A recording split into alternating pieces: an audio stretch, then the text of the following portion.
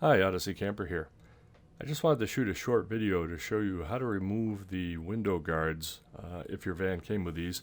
On my NV200, I had the window package, and then I also had the security screens that cover the windows.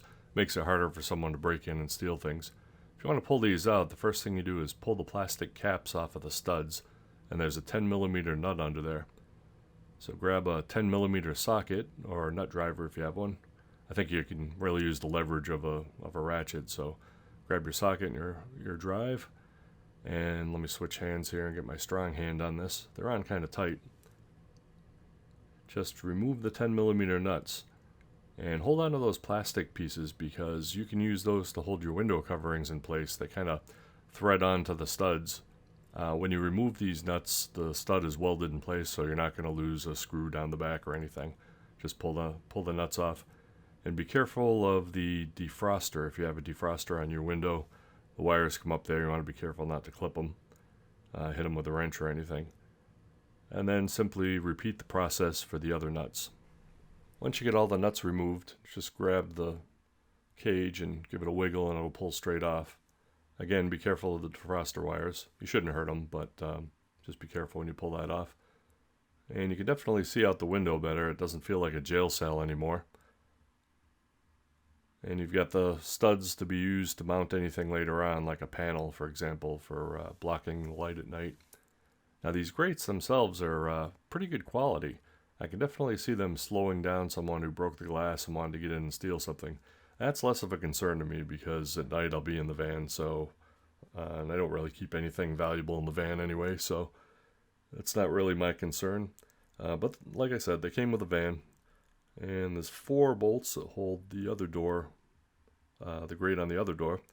Let's pull those off the same way. You can see out there. I actually plan on cutting this glass out later and using that for a place to locate a fan. That'll be another video. I don't like the idea of a 14-inch fan in the ceiling, because you have to cut the ceiling supports. And these little plastic pieces push right back on the stud.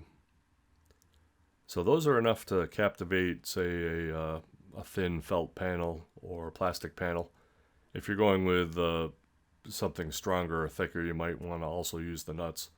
But the plastic does a pretty good job of retaining things on itself. And I think on the first trip out, I'm going to use my old Reflectix panels with felt on one side and just trim them to the opening. Hang on to these metal grates, because you may want to sell the van someday, and you don't want to have to buy them again. But you can also use them as templates. If you want to make a solid panel to cover that window, you can use this, set it on top of your panel, and mark off the spots where you need holes to slide it on the studs.